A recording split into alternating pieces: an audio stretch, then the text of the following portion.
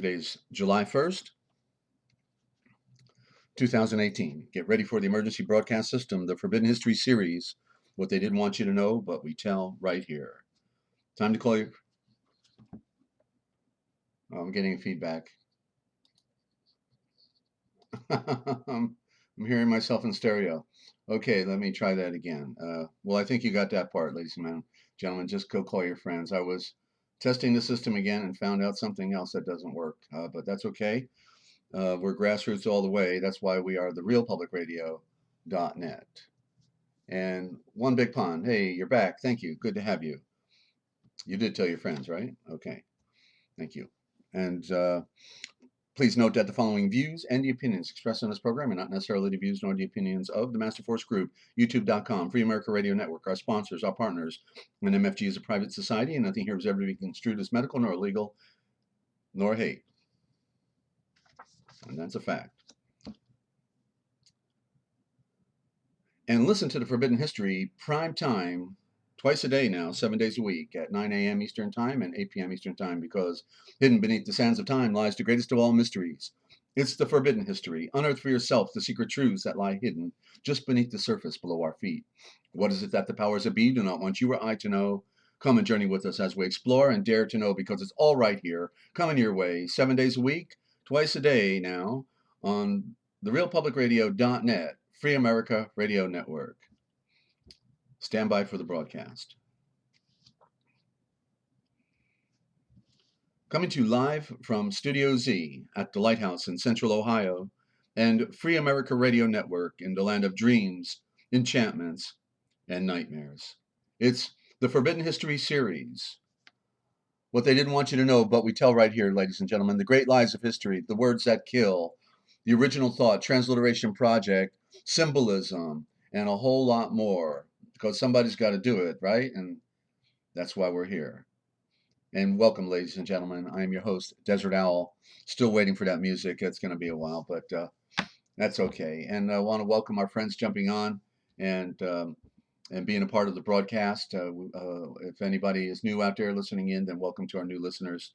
And I know new people are coming and listening all the time onto the pre-records, and even though they can't be here live. So life is interesting, ladies and gentlemen, and you know, if they it's a sea of lies. Okay, like I defined emergency yesterday. It's the emerging sea.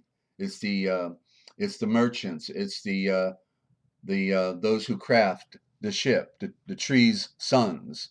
It's all on the high seas. That's why the diction is there, and the emerging sea is the emerging sea that has encroached upon the land and is attempting to suffocate us all. Now they're spraying in the cosmic sky, the upper sea, the upper altitude, and we're in trouble. You know, so they've been feeding us lies all our life, and when a lie gets repeated long enough, then it becomes the truth, right? Well, no, it's still a lie, right? Yeah, it's still a lie. Doesn't matter how many times you repeat a lie, it's still a lie. A lie is a lie is a lie is a lie. And so we've just got to know the truth about things. And so we have to be willing to consider things that we have never heard before. It's the only way we can get back home, ladies and gentlemen. And so, like I always say, what would you rather have on the table? Apples and oranges?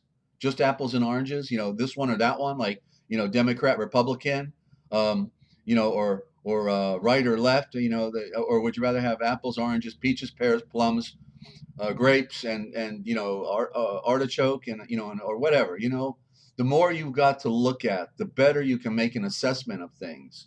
We think we want to think that when we came into the world, somebody gave us the truth on a silver platter, all tinseled in gold, right? And good morning, April. Good to have you as well.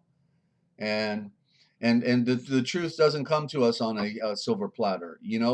We got a story on a silver platter, and it in the general sense it is true, but then it is laced with all of these non-truths that are to deflect us from from the real meaning. And as I'm talking, I'm thinking of another word I could do today, but I'm going to wait, because I've already got my list going here. But like the word Nazi, why would somebody want to be known as a Nazi? And well, it's because it has a primordial origin that makes it not a bad word by itself. But of course, when we know that people of arrogance and that want to slaughter everybody else, then it becomes a bad word. But yet the original sense of the word um, uh, has a whole nother meaning. And Yeshua was a Nazarene. You hear me use the term Nazarene, and so there's the connection, okay? And it has to do with the an Aryan influence. Not that Aryans are better than anybody else. It's just we're talking history. We're talking words and meanings, and so we'll cover any ground. But as far as you know. Um, when we talk about cultures, there is no hatred of cultures. Okay, there's nobody to be hated. We're told to love our enemies. So uh, you know, um, yeah, there's great people in all societies. There's great people in all cultures. They will have no agenda. They want nothing to do with the nonsense and the garbage. But but of course, people try to lock us in on a box. So with the things that we have to hear that we've never heard before, um, and I didn't read your whole message here, April. I see you got my name in capital letters, so it's addressed to me. Wow, you are busy, folks. Thank you, and best wishes on the truth journey. Hi, April. Thank you. I see you saying hello, talking to me and them. Okay, uh, I talked the other day. It was about 2 days ago, and I meant to say this yesterday, and I forgot. But I mentioned about Alexander the Great being used for the next wave of that new world order to conquer, the greatest empire that ever existed, bigger than the Roman Empire, the Persian Empire. And then I said, and they make this 21-year-old kid out to be some great military strategist, not realizing that he was put up to do the job he did. He had a broker behind him. He had the unseen hand working in his favor, and to give you the real essence of that help that he got. Okay, when he was commissioned to take down the remnant of the Phoenicians um, after he crossed over into the Eastern world from Greece, and and then he went over to what everyone mispronounces as Tyre, but it's actually Tyre in Syria. And because it's a little teardrop that comes off the land. If you look at the map, it's a teardrop. And remember, I talked about the flood last night, and the flood filled up the entire Mediterranean basin, the sea in the middle of the land. And as a result of that great flood, this little teardrop of land was right there on the water of the Mediterranean, the Great Flood, and that's why they called it Tyre, because it looked like a teardrop and it was crying for the loss of all the lives of that ancient world. You see, it's a metaphor, and nobody ever got the picture because nobody ever gave you the key elements in the story until I did last night with the flood, and now connecting it with Tyre. Okay, because it is a teardrop and it is crying. The land is crying for the great tragedy that occurred. But it was a tragedy before the flood because they were slaughtering people. They were eating people alive, torturing them, throwing them to the lions, alligators, whatever. It was a terrible world. It's always been a terrible world because there's terrible people, and man is in darkness, and he needs to come into the light. And that's what we're certainly all wanting to do, at least those that are here. And I'm so honored to have the beautiful hearts and minds that are here, encouraging me to spill the beans on all this stuff, because I've had nowhere to go to do so. And then I see that there are people that love to hear more than apples and oranges, and to consider the other possibilities of what may have happened, what may have been, the who, what, where, when, why, and how.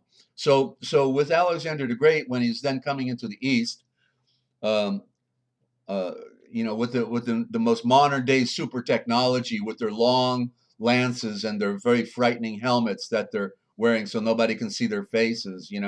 All that super technology designed for them to be what they were. I mean, they were Greece, which is known as Greca, the more appropriate original is the Greca, and what it means is the gray, because they were right there on the borderline between the east and the west. The Greca. So Greece means gray, uh, and so it's like when two circles come together, they get what they call the vesica Pisces, right? It's the two circles coming together in the middle, and that's the gray. It's like if a white circle and a black circle come together in the middle of the vesica Pisces, you'd have gray, and so they're the Grecas in the middle, and so they're coming out now. The West is going to start taking over the show. The East is done now, and it's going to now be a Western future for this. Unseen hand control of the world, a retake, because after the flood, things were disrupted. Now or excuse me, before the flood, that world was disrupted. The Great Pyramid civilizations around the world, a lot of things changed, and so the New World Order had to, move and shake and regroup, and that's why, such a, um, uh, you know, uh, uh, so many events you can see happened in Mitzrayim, misnomered as Egypt, and you see the explosions that occurred on temples and other monuments and such, and perhaps even the pyramids. Uh, that there was cataclysmic events that occurred. The remnants are there of what happened during the Great Flood, and there's been switch outs left and right in Mitzrayim with other ruling powers. So yeah. So anyway, so to continue, this Alexander the Great, then he's going to take out the last remnant of the Phoenicians, okay, because their day is over. It's a new ball game. So he's commissioned to go and take out the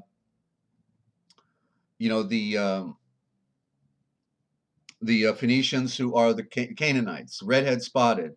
They don't need those fiery redheaded people with the curse of Cain on them anymore. The Aryans are taking over because there's too many Aryans now. They were the ass Aryans. Those were the cousins and the lower echelon, second and third degree cousins of the Aryans up in the northern India and that are running the world, the Brahmin priesthood. And so the ass Aryans, they kick the asses out. Forget the French, but you get the picture that they now can use them for cannon fodder. And let's get rid of these redhead spotted Canaanite people, because they're we don't need them anymore, and they're the work slaves, and we don't need work slaves. We're Aryans, and that was their that was the mindset. And so that's what they use. And they were not an organized clique. They were more like a tribe. They didn't have a nation per se. They were just going doing business for the Aryan Brotherhood at the time. That's a good term. And kicking butt around the world, all the way to northern Africa, beyond Mitzrayim, Egypt, all the way to northern Africa, Libya, that area, and then all the way into the Black Sea area, just wherever they got to do mopping up operation. The Assyrians were good to go. Yes, sir. Yes, sir. So the Aryans were slaves too. You see, always doing the bidding of their master. Yes, sir.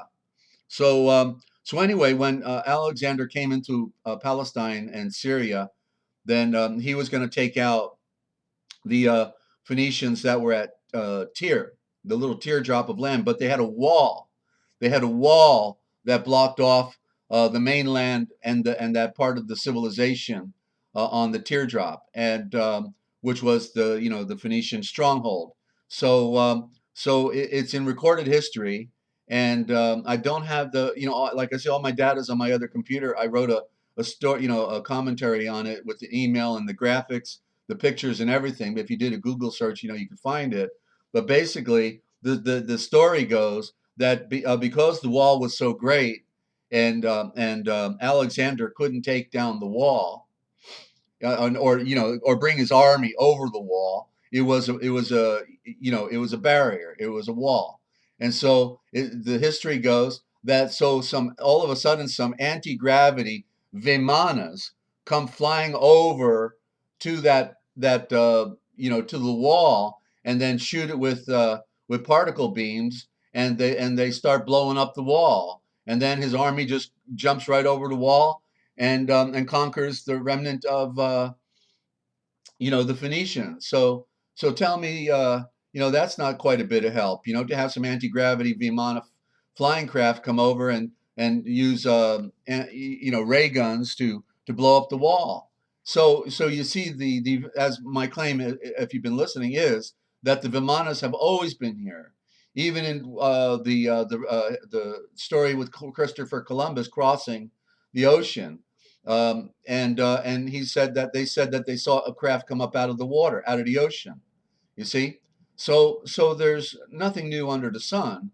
It's just a replay of a replay of a replay of a replay of what's been going on in our world for at least the last near 10,000 years, give or take. Okay, even history, the timelines are an illusion because we'll never know specifically. But because people have controlled our literature, we have to be open to the fact that it could have been a little longer. In the story, it's a possibility. Certainly, man was here longer, but we're talking about specifically the offspring of Hadam and or Dictum and Keva, which is the original titles for Adam and Eve. So it figures they lie about the names. The names is a big one, which are really titles. And so real soon I'm going to give a whole series of titles from Michael to Gabriel to Yaakov to, on, and show you how these names, when they're translated sometimes, should not be translated as somebody's name, but instead the expression of that name should be utilized. Just like Michael means the one who is like Yah. Well, who is the one who is like Yahweh? It is Yeshua. There's your Michael, okay? Gabriel, the giver of light. Who's the giver of light? Mashiach, Yeshua, you see? And so we get other pictures of other entities when it's all about the play of the one. It's the grand deception, ladies and gentlemen, okay? So Alexander the Great, he wasn't no great military strategician.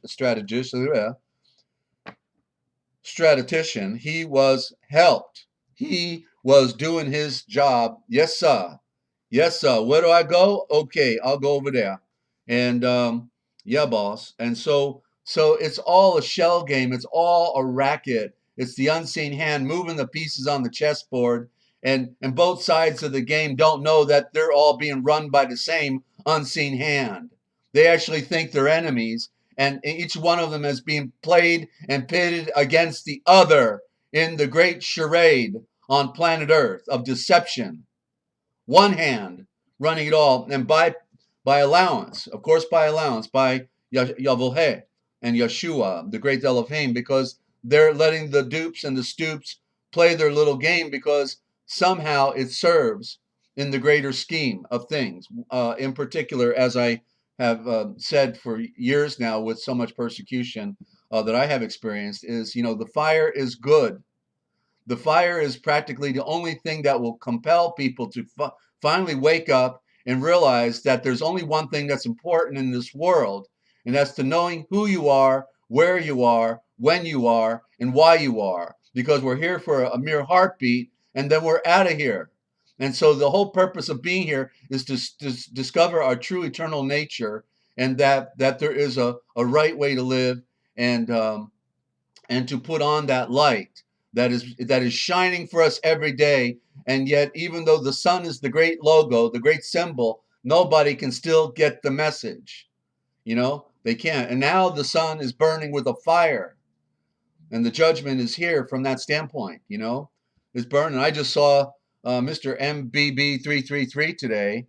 Yeah, the fire removes the dross. You got it, Lynn. And Mr. MBB 3 today, he showed the fruits frying on the trees, the leafy plants frying in the sun.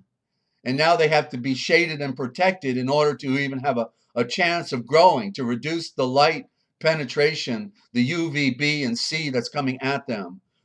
So what I just said yesterday, it rings true now, right? It really is true that, with the evidence that Mr. MBB 333 showed us today, we're about to witness mass starvation. The plants are not going to be able to grow. It's getting worse. The UV is getting worse, friends. Okay, so you need to know that you need to start storing up the provisions from water, maybe in 55-gallon drums, because they're going to hoard the water too. Get a few 55-gallon drums in your bedroom or your garage, wherever it'll work, in your basement, and then dry food things that'll last a long time without refrigeration, you got to think of protocols. And good morning, Sun Dog, and good to have you. And she puts her veggies in pots under a big branch, the only way they would love. Okay, so there you go. She's got her protocols, and so yeah, we've got to realize the score, ladies and gentlemen, and the day is short now. With all the signs in the sky. So, so getting on to the next topic now, which is the duality in the patterns and pictures. The duality revealed. What's going on? Why does it seem like the bad guys got control of our truth? What's going on? How that which is false has taken over that which is true. Now, yesterday morning I had that profound expose on how Israel was banished from their own land and annihilated 730 BC, right? Israel has not existed at all, annihilated for 2,730 years. So again, the charade, right? The charade about this thing with Israel, the charade, the most what next to the U.S. I'm not sure which one is worse, but the most terroristic, militaristic state on the planet, Israel, pseudo-Israel. That's what they are. That's what you should call them, pseudo-Israel, because they are not Israel. Israel was dissolved 2,730 years ago. And if you missed it, just listen to yesterday morning's report, the last day of June, ladies and gentlemen. Okay, blow your mind, because even though I've read those stories before, I forgot them. I forget. There's so much to remember, and plus I'm reading the lost writings. So that's why once I got Fenton, I was motivated to read those scriptures from cover to cover again, and there it was, timed perfectly for this presentation. So the next example of how we want truth, and then for some reason we are given the lie. We wanted the truth, right? But instead we got part truth. We got the general idea of a story, but then all the details and all the words, and not literally all, but you know what I'm saying. Well, it is in a different tongue. It's in a different time, and therefore none of it is original. We don't speak Aramaic, but yet we do.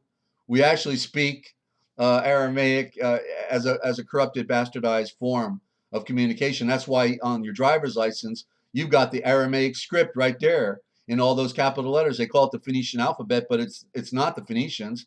They were just using it. It was a code in the sense that the symbols are to be interpreted.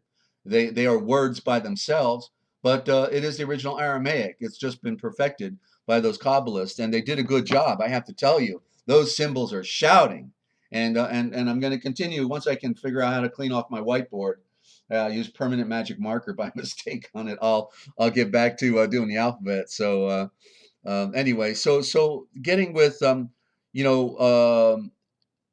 why couldn't we have the real truth? All the truth, the whole truth, and nothing but the truth right out the gate. Because this is a world of darkness. So I'm going to now use the example of Yaakov when. Phoenicians and Libyans in the U.S. 4,500 years before Columbus. Well, yeah, we're talking. Well, the culture that we call Phoenician, is Canaanite, and therefore they go all the way back to Cain. They go all the way back to Cain. They had the stain of blood. That's why they had the red hair and the spots all over their body, like leprosy. That's where the word leprechaun comes from. You see, leprechaun means, you hear the word con, don't you? The conner, they're putting the con on everybody. The leprechaun means the spotted king.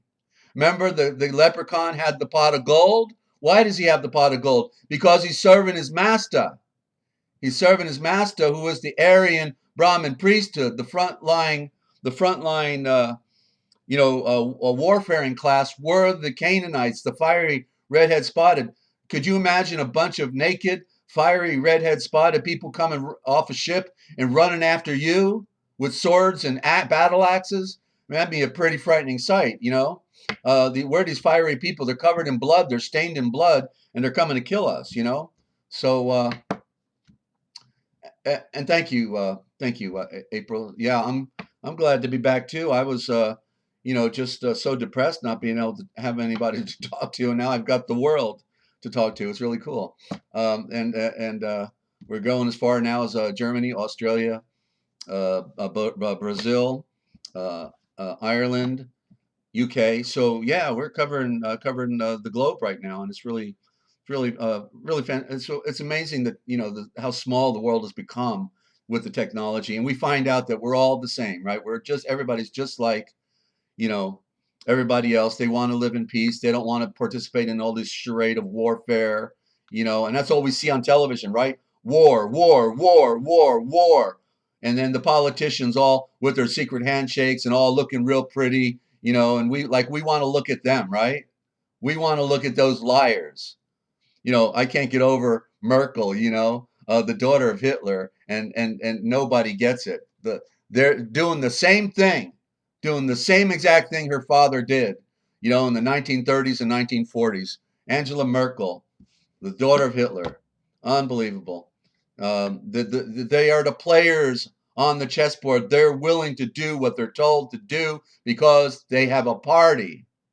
They have a party while we're suffering, having our houses taken from us, eating poisoned food, drinking poisoned water, and breathing poisoned air. And under threat, duress, and coercion, that they have it in for us. They have it in for us, and they've killed our friends like in the Twin Towers, Those were our friends. Those were our neighbors. Those were our society. They butchered right in front of our eyes. So so let's go to the story of Yaakov when he had to leave home because his brother uh, Esau wanted to kill him for stealing the birthright, and therefore he had to flee to Laban's land. That's why Lebanon, is called Laban's land, because Laban was so greedy. He said everything's mine, and they still call it today Lebanon, Laban's land, Laban, and so he flees to Laban's land, and and while he's there, then right out the gate, he goes to the well. Everything always happens by a well, if you take notice of that, okay? Goes to the well, and who does he find at the well? Of the refreshing water. The well is the symbol of the refreshing water. Plus, it's also round, typically, and therefore it's a symbol of the sun in the great mystery. And so he finds Rachel, right? A beautiful, perfect, figure of the light, creation of light, and just has all the wonderful qualities that a woman can possess, and therefore he's captivated by her beauty, and said, okay, this is the one I want, and so then he makes a bargain. He makes a bargain with Laban, and he says, okay, I want to work, for your daughter. And he says, okay, I'll put you to work for 7 years. And remember, whenever you see the 7, it always represents time. Monday through Sunday through Saturday. It is about time because everything's caught up in the 7. The 7 planets, including the moon and the sun, are the 7 Elohim. Okay, the 7 days of the week, and at the end it's Saturn. And the reason it's called Saturn is it's a corruption again of the word, because the last day is Saturn's day, which we regard as the Shavah from the Hebrew tradition. But Saturn is real, and it's got the rings, right? There's the Lord of the Rings, but it's real. It's not Saturn. It's Solturn. It's Solturn, and what it means is that now we're going to turn back to the soul. You know how Matt Rogers always likes to use soul instead of sun? He's right. It's the soul turn, because now we've gone as far out to the outer ring, to the Lord of the Rings, and now we're going back soul turn, back to the sun, starting all over again. Sunday, Monday, Tuesday, and so on. So just want to throw that little tidbit in there, how it's all everywhere. Every word is telling a story if we can interpret the meaning. So Yaakov, and by the way, it's not Jacob, it's Yaakov, and there's the word prime root of Eve right in there, the Kav. Remember I said her name is Keva, and this is Yaakov. So you can hear the word Kov. cove in there, and it has to do with protection. But his title is literally the seed of light. Okay, so Yaakov is the seed of light, meaning he is entitled to an inheritance, the inheritance of light. And that's his nature. And that's why Yahweh is always with him, because he is covered in a royal title of his own, seed of light, which is what we all want to be. We all want to be the seed of light, the Yaakov. And that's what I was saying. They sometimes change that title into what we call a name when it really is an expression. It should be literally spelled out, seed of light, because it's not always a name. And remember, and the example would be, you remember in the scriptures, where it's always saying, for Yaakov this, and for Jacob that, and the children of, and that's not what it should be saying. It's not supposed to be repeating his name throughout the scriptures like that, but it should have been transliterated. That's a cover. It should have been transliterated, the seed of light. They don't want us to get the picture that we are potentially the seed of light. They hate the light. They've covered the light, and they want you to think you're seed of the moon, and which is son of man in a code. So man in by the way, listen to this. Man in Old English means criminal and sinner. And if we take it back to the Babylonian Talmud, it even means worse than that. I can't remember it literally anymore, but I remember reading it, So it, how they use perverted terms and stuff like that. So literally, if you claim to be a man, you're actually, because it's the same prime root of moon, the two prime letters, M, N, then you add the vowels. So it literally means of the darkness, because the moon has no light. And if you say I'm a man, then I am, I'm the seed of the moon. I'm the seed of darkness, right? We're in the fall. We woke up one day and said, how did I get here? And we're in this world, and we got to be born again, because the first time didn't work. First time is a loser. I'm here. I'm stuck here now, and I got to figure out how to get out of here. And so we got to be born again and become seed of light. And that's the great mystery, ladies and gentlemen. Okay, so Yaakov struck up a deal with Laban to work 7 years, meaning to work out the time, to work through time and into a day without end.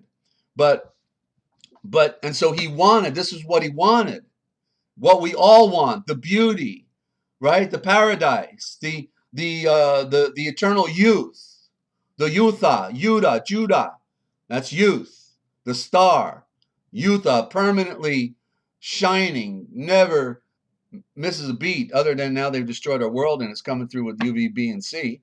So what happens? What happens in the story? He works those 7 years. They go like a blink of an eye. He's excited about receiving his promise, because it's about a promise, right, ladies and gentlemen? It goes back to Ibrahim, that we will all have a promise of becoming seed of light if we will do those things that are required. And so he goes into the bridal chamber. Remember, in the story in the New Testament, we have to go into a bridal chamber, right? And we're waiting for the wedding, right? We're all waiting for the wedding, the marriage of receiving the great breath of the wind and fire, the Holy Spirit. So he goes into the bridal chamber after they have a party, and she's all veiled and covered. That's the great mystery, right? Veiled and covered, can't see the sun, can't see the face, because the face is the sun that shines. And so he goes and wakes up in the morning. He can't believe it. This isn't what I asked for. What's going on here? Oh, and it's interesting, because Laban, if we break it into two words, like, using the French element, Laban,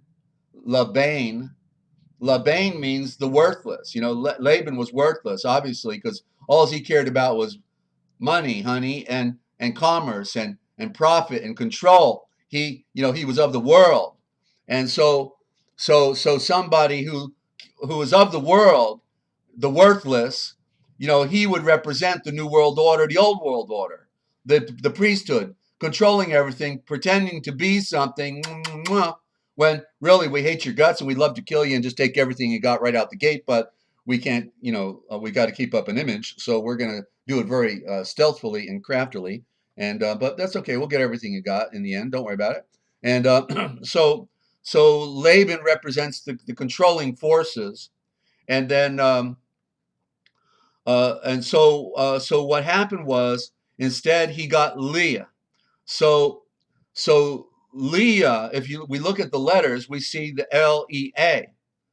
And so it's two components, and it's the expression of two different words. One is L-E-L, which means enlightenment. Well, I think he just had a big enlightenment, didn't he? When he woke up in the morning, he was enlightened as to who the priesthood is, as to who Laban is, the worthless Bane. But then there's the Al, so you can be EL or it can be AL, because two vowels can switch out, okay, like a light switch. And so it's L and it's Al. L is for mother, Al, and the mother is the one who's created all, given us all the pictures in nature, right? That's Mother Nature. She gives us pictures to interpret and to read. She's speaking for the Father. She's here serving the Father. And so it's El Al. I mean, even in pseudo-Israel, they call the airline El Al. El Al means mother, father, you see? And so don't forget, you see, we were told to honor the mother and father. And just to clarify what's in Philo, it confirmed it, because I always knew that, that we had a mother, but the father is who we recognize through Yeshua. We left the mother. The mother brings forth the baby. She weans it on her breast, and then her purpose is to deliver it to the father, give it to the father. But in the old world, she became jealous and a whore, and she didn't want to give up the baby, you see? And so that was the problem. And then she wanted to keep the baby. That's the old world order again, the priesthood. They're going to keep us down. They're not going to give us up. They're going to keep us earthbound and not going to give us the truth. So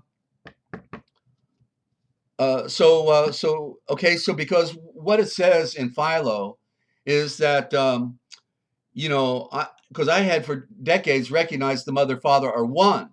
The mother and father are one, but we have two different aspects. The father is spirit, the mother is creation, right? And so Philo said it great, because I was always trying to figure out what's going on, because how come Israel, the pseudo-Israel, doesn't refer, to their God? They use the generic term God.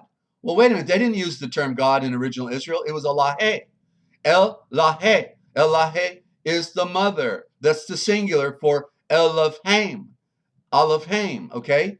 And so that's the same thing with Islam, right? In the 1950s, I saw a documentary about the oil boom, and they went into Arabia, and they didn't, and in the documentary, they only referred to him as God, God, God, God, right? But then now, 40 years later, 50 years later, they take down the cloak, the cover, the guard, and they come out with the real name that they embrace, and it's Allah, right? And so, see, this is how the tricks are played. They all universally use the word God, and God is another word for not just gold, but guard. It is the guardian. It is the cover and the shield, so that we don't get the original terms. It's so this is how we have to pierce the veil. So he ends up with Lee, and Lee is just like more of a plain countenance, and she doesn't have all the beautiful qualities that Rachel has, and so Lee is just more simple and plain. And I'm freaking you out right now. My daughter is a Leah Leviner. I am being on the feed. I am being on the feed. Sorry. Okay, I don't know the full meaning of that, but yeah. Remember this. It doesn't matter. In reference to the story, it doesn't immediately put one in a certain box or anything like that. If we have names, in particular, these are given to us by our parents. They could be saying something. Anything is possible. But you got to remember, Leah, she was a good woman too. She brought forth half of the tribes of Israel. And so she, in only one sense, is a victim in the story. So what did Laban say to him? It was not our right. It is not our custom to give away the younger before the older. Okay? And so that which was older, but yet remember the maxim, that which comes last is just like that which was originally first. And that which is first will be like that which is last. So Yeshua is the first made in the cosmos, the first atom, atom, and then he will ultimately be the last one on the scene at the end of the world. And as you know, I read you out of the scriptures in 927 in Hebrews, and at the end of the world he came. They call it the end of the world, but it was the end of an age. Okay, it's the end of the world as it was. It's the end of the game that had been played with the mother sons of darkness. Okay, so Leah, therefore, is sort of like in the middle ground. And so what she brings by her title is the enlightenment. Yaakov woke up. He found out his family, even his family, are corrupt, and you can't rely on them. They lied to him. They broke the contract. They betrayed him. They ripped him off. They would have probably killed him if they could have got away with it, but so all about commerce, all about, and so, but so let's look at the title of, I didn't finish about Philo. I get so many directions I can go in, forgive me. So Philo talked about the fact that some cultures only have the female. That's what I was talking about with Israel. They don't reveal, that they're Israel is the goddess, all right? And she was the blind goddess represented by the moon. And thank you for stopping by, One Big Pond. Good to have you. And so Philo said that some cultures have a mother, and then some cultures identify with the father. But the true culture identifies with both the mother and the father. Okay? And it's because the mother and father are one. And one is the manifestation of spirit, the father, and the mother is nature revealing the message. She has the message in the stars. She's got the message in the sun and moon. She's got the message in nature. All of nature is speaking, telling a story of the great one who made all things. And so Raquel, you see, she's got the L in her title, and she's got Ra, which is abbreviation for ray, meaning ray of light. And the Kel is the word, like it sounds, kill, meaning we have to die so that we can live, right? And you can be pretty sure, well, that at that moment, Yaakov just felt like he died, to the betrayal. And so what it was, then he found out that he had been following a lie. He was following a lie. And Raquel means the cultivation of light. And so then he found out that he had to do it again. And he had to work for another symbol of time, being another 7 years. You see? And so the message of the story, in simple terms, is that we all want the Rachel. We all want the beauty. We want the perfection. We want the light. But what we found out when we came into the world, that we were embracing a lie, and that a bunch of people had ripped us off, had conned us, and therefore we ended up with that which was plain, which is symbolically, excuse me, Leah. Not a bad name by itself. It's just telling a story. And so Leah, therefore, she became the enlightenment. All right, that's the wake up. Like, okay, in the sense where I'm showing you all these words, shavors, the shavors, and which has more than half a dozen meanings in one shavor, one word, and so all of a sudden, you're realizing, okay, yeah, everything's corrupt, everything, even our translations, even the shavors, the words, we've been ripped off. And so that's what they made plain. Okay. And it does serve a purpose. In other words, Leah brought forth half the tribe. She brought forth the babies, but she wasn't what Yaakov wanted. Yaakov wanted that the beauty of that paradise, being in that special relationship that uplifted his heart and transcended him like nothing else. The inspiration, like we're supposed to be here to inspire each other onto the greater heights. That's where it says a sword sharpens a sword, right? And so the enlightenment is what we seek. And we get the enlightenment through the astral dark plane where we see the little points of light. We're getting it. But with Raquel, it becomes the sunrise. And so he had to work another 7 years. And then what does Raquel do? She steals her father's images when they're escaping. She steals the idols, okay? And she was sitting on them. And she's sitting on them, meaning that she's hiding them. And so it's an implication, sort of like that the truth and the lies are going on the same animal. They're going down the trail together, because these idols will be used again when Israel comes of age and comes into their promised land, which they then spit upon.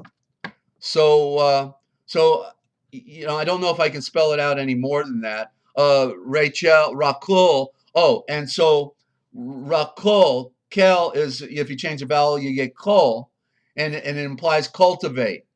So what we have to do then is to become cultivators, and we have to plant our seeds deep in our hearts and our minds and in the things that we do, in order to transform our being into that, and then ultimately cultivate the light. So it is a work, it is a walk. And that's why we were given the example of 40 years in the wilderness. And am I grateful for that?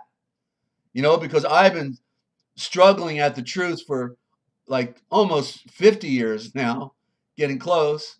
And even though I was having dreams and visions all my life, okay, as an adolescent. But the example of 40 years is the good news, because he says that, you may have to eat a lot of dirt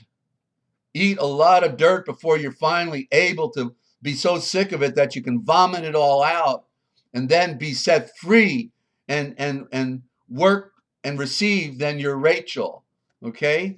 So Lee was the enlightenment, and then Raquel becomes the cultivation of that enlightenment. They go together. Okay. It's one story. And the fact that they're sisters, means that they're of one blood. And therefore they're it's a one message, okay? And so nothing to take away from Leah, okay? She's just serving a purpose. And so the enlightenment is what we seek, and the enlightenment is for that cultivation of light. They go together. The Leah and the Rachel. Okay, so I'm going to get into some words. So once again, you heard it here first, and I hope you'll get the picture, because the pattern is throughout. This over and over and over. Remember, there was the wife of Boaz, who was a temple priestess in the temple of Moloch, I think it was Moloch, and then there's the whore out of Jericho, Rahab, right? These people are instrumental. The people who are in a cult tradition and whoredom were instrumental in bringing forth Israel. Even Bathsheba, right? Bathsheba, an adulterous affair. They murder her. The King David murders her husband. Wow. And all of this is instrumental in bringing forth the Mashiach. It's telling us something. It's to tell us the truth about the nature of this world, and that when we're talking about coming through the flesh, we're coming through the grandest illusion of all things, because we're in a matrix that's a fabrication. It's not real. It only appears real, but it's here temporary. That which has a beginning has an end. It serves a purpose like building a house. And one day you're going to tear the house down, and it's like it never existed. Okay, so words that kill, ladies and gentlemen. I got a few of them. I'm trying to hang in there for our story. I hope I can do that. There's just so much ground to cover, and I'm getting motivated with having try to bring this forth to help the missing pieces of the puzzle. So I talked about David, and so David in their spelling, because my contention would be it's not an absolute correct spelling, but it's like Daveth, ETH at the end for the ether. Is speaking about the higher. The first part is the D for death, destruction, doom, darkness. All of the negatives.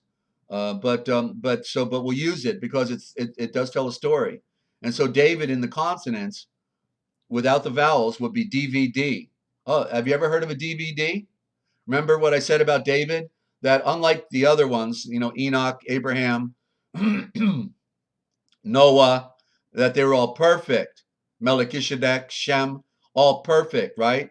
But then we get David, and for some reason, Yeshua, Yahweh, the great Elohim, loves him in spite of all the mistakes and all the things he has done wrong, and says, I love David's heart.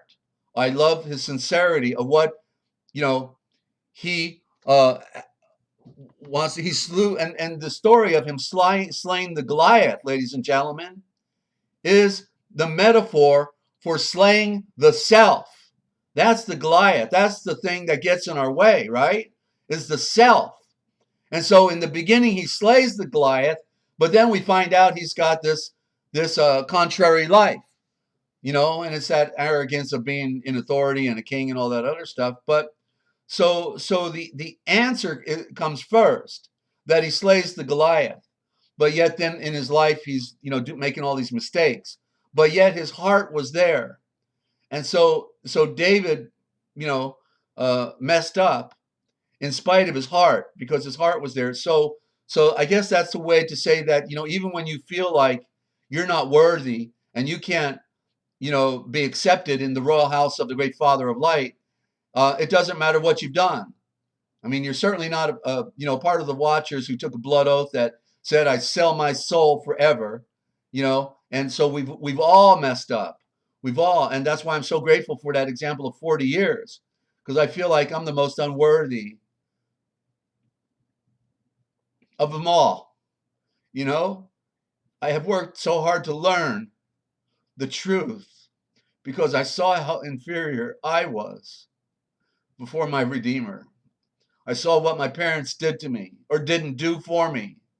And I had to learn by making all those mistakes, And so the grace is fantastic. It is great. The grace, that will set us free. And I know the Father's doing it for me, and he wants to do it for all of you. But you've got to throw off the ship all the lies and all the corruption, because it can't go. It has to be a pure body. The truth is not a part of any lie. Not a part of any lie. Get the picture. Okay? So the very few of you who are so smart enough to get on this program and hear things you never heard before, you're going to get the picture. Because I will never stop talking, because it's endless. It is such a big story. And with all the lost writings they took from us, if I could produce my translation project that Yeshua gave to me, it would take the next 40 years to get close to knocking it out. Nonstop word processing. It is so big what we have had robbed from us, ladies and gentlemen. It is so big. Hang on, I gotta wipe my face.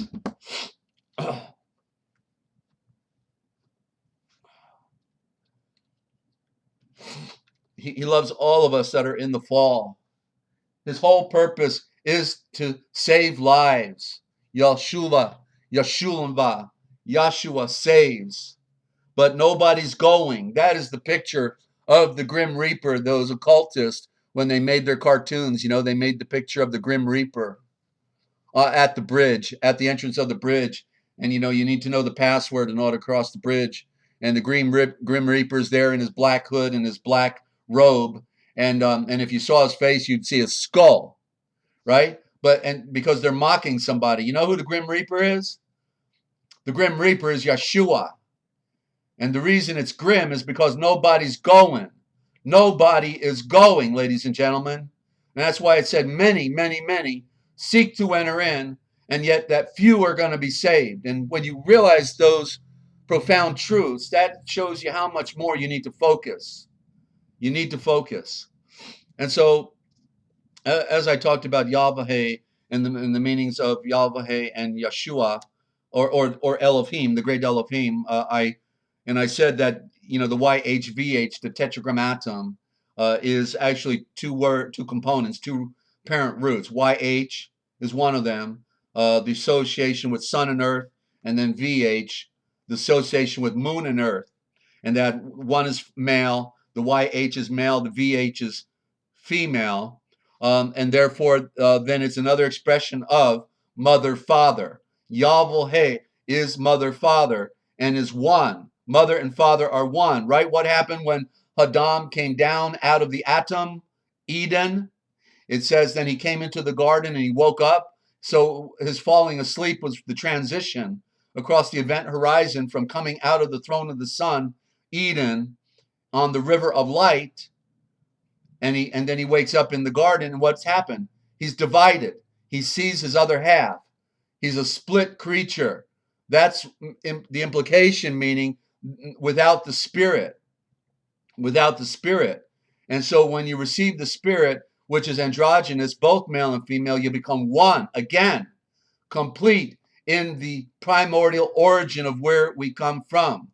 Okay? So as I just said with Philo, he says we have to honor the mother and father, and that some cultures only have the regard the female, others regard the male. The occultists regard the female, the blind goddess, Lucifer, the moon in the symbol.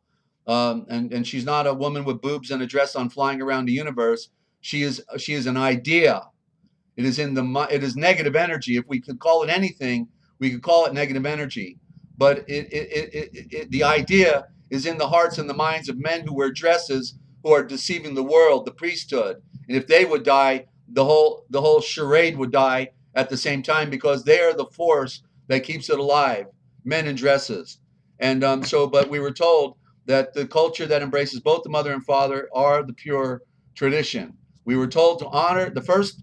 What was it? The first or second one? I have to go read again. Command was honor your mother and father. But so what if your mother and father on earth, who we call your parents, weren't honorable? How could you honor them? You couldn't honor them, right? If they were, terrible people and criminals or whatever, you want to label them, you couldn't honor them, could you? But we can all honor the great mother, father, Yahweh. And even when you say the word father, father is Fe Thor. The Fe is the woman. And so the word father itself literally means the power of the Fe, the power of the woman, Fe Thor. Why? Because the woman is the automobile. She's the motor. The word motor is mother. She's the vehicle. She's the conveyance that allows for all of this to happen. And that's why when Mare washed the feet of Yeshua the day or two before he was betrayed and then murdered, and she was anointing the feet with the expensive ointment, and was then begrudged by Judas, and he says, "Hey, leave her alone, because this thing that," and none of the translations say it correctly. Okay, so this is the importance of doing the transliteration, because it didn't say, this thing she has done. No, it's this thing that the woman, capital T, capital W, this thing that the woman has done will be written about as a memorial for her. Okay, and so Yashulanva literally means the knowledge of the serpent that came down. And then I wanted to just point out real quick, the Va, V-A-T, if you write it down backwards, you get Tav, T-A-V. And that's one of the aspects of the last letter of the alphabet. And so the serpent, the primordial serpent of light that comes down to bring forth creation, then is found at the end of the alphabet in the Tav. There's the cross and the A-V, capital A, capital V, creating the star again, coming back to becoming a star. Okay, at the end of the trail, the alphabet is serpent, the story is serpent, and it's all part of the story. The word holy is in the anagram, if you write down holy, the H is the breath for the word the O is the symbol of truth, of light, of oxygen, of perfection, okay, of cycle, and then the L is the symbol of time, and the Y is the symbol of light. So as a hieroglyph in the lexicography, the word holy literally would be transliterated as a code and would be translated the only true anointing, the only true anointed eye throughout all time. So that's what holy is, the anointed eye, the ability to see truth, the only true anointed eye throughout all time. Okay, so they put these words in code so that they could back engineer them if they actually wanted to. That's the only logic I can find about it, and Yeshua obviously put that into their hearts and minds so that then one day someone like Desert Owl could interpret it and read the code. So they put it in a code. It was their biggest Achilles heel. They could have tried using Chinese or something, but they didn't. They used the most ancient alphabet from the Aryan Aramaic tradition because it was their baby, and therefore they took it over and they just corrupted it. So I'm going to save this one for tomorrow because I can feel it. But I had to knock these words out. There's just so many here, ladies and gentlemen, and I'm glad you tuned in. If you want to make a comment, have a question, argument, or complaint, whatever, you can call in 608-566-7295. 608-566-7295. Yeah, it's one big cosmic ocean, Lynn. Right, one big cosmic ocean. The cosmic sea, the Gaelic Sea. You see, the Gaelic Sea, the Gaelic means because the G-A-Y, the G is the sun, A-Y is the eye. So it's the enlightened eye, gay. That's the original word. They corrupted that one too, didn't they? They had to, because they didn't want us to want to embrace that word. But it's a good word when in its primordial origin. The Gaelic, the eye of light, sea, the sea of the eye of light, Gaelic sea, galaxy, the sea of the eye of light. So the eye of light is the sun, obviously, in the great cosmic sea, and the stars are. In the same order, but they're far away. Our star is our mother star. And our Skype call-in is Free America Radio. Okay, and so let's see if I can knock this out. I'm probably not going to do the gospel again because I think I just got enough left to do a little bit of this New Testament Apocrypha, Volume 2, the Acts of Thomas. It's overwhelming to hear a story you've never heard before, and to see how the followers of Yeshua ventured out into the world and how immediately things occurred. So I got to turn on a little light here, and I'm so glad you tuned in right here to the realpublicradio.net, Free America Radio Network, and hope you're telling your friends about the broadcast. And we're in our own way trying to make it a better world, because only the truth can set us free. We don't make it a better world by lying to people. I can't get over these pastors and these preachers making $50,000 a year to get a house, an automobile, $100,000 a year, and none of them figured this stuff out. And I had to do it out of my back pocket and basically impoverish myself to be able to to learn this stuff, right? I mean, what an irony that I'm spilling the beans on all of this deception, and my reward is the treasure in heaven. You see, so don't go after the wealth of the world. Go after the treasure in heaven, because that is the true wealth. The true wealth to know who you are, where you are, why you are, when you are, and where you are. And if you don't know those things, you're not going to go anywhere. But back into the recycle zone again, into the fiery magma, into the elements, and you cannot transcend, because only the enlightened can transcend. And you don't see enlightenment out there. You see people quoting scriptures.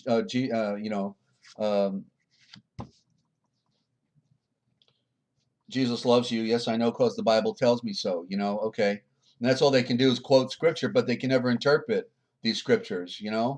And it's so tragic, because they think they got something when they've got nothing. They've only been told something, and so everything they follow is what they've been told. They never discovered anything. They never were able to have a revelation, and therefore they can't be enlightened, because they're a part of a lie. And the lie and the truth is not a part of any lie. Okay, bottom line. And so the Acts of the Holy Apostles, Thomas. I may transliterate a little bit, but I'm not going to translate much in here, I don't think. So the first act of Judas Thomas, how the Lord sold him to the merchant Aban, that he might go down and convert India. At that time, we, the royal messengers, here's apostles, but I'm going to transliterate a little bit. They weren't apostles. They weren't packages to be shipped off through a post office. They were, because it's a commercial term and it means packages that were shipped off, they were the royal messengers. At that time, which is Malach-aim, the Malach-aim, okay, the Malach, the mother's voice, Malach. We, the royal messengers, the Malach-aim, were all in Jerusalem. Shimon called Peter, which is Kephe, and Andrew, his brother, James, the son of Zebedee. I'm not going to be transliterating much. My voice is going, so I'm going to see how far I can get here. And James, the son of Zebedee, and Elkanah, his brother, and Philip, and Bartholomew, Thomas, and Matthew, the publican, James, the son of Aphileus, and Shimon, the Canaanite, and Judah, the brother of James. And we divided the regions of the world, and each one of us might go to the region which fell to his lot, and to the nation to which the healer sent him. According to lot, India fell to Judas Thomas, who is also called Didymus. And Didymus doesn't mean the twin. It means the duplicate. And that's a good story. There's another one right there. Okay, there's another one I can, with the duplicate, the division. So, okay, I'll try to remember. I got to write that down. Hang on, I got to write that down on a card. The twin, Thomas. Another story on the duality. Okay, so continuing, he was known as the duplicate, and he did not wish to go, saying that through weakness of the flesh he could not travel. And how can I, who am a Hebrew, go preach to the truth among the Indians? Excuse me.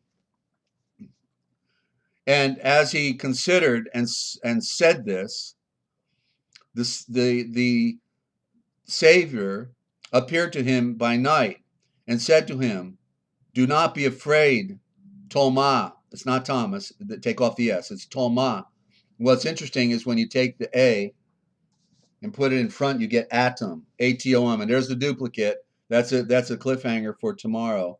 Okay, that's a cliffhanger, A-T-O-M. I'm taking my notes so I remembered the presentation on this. This is a good one.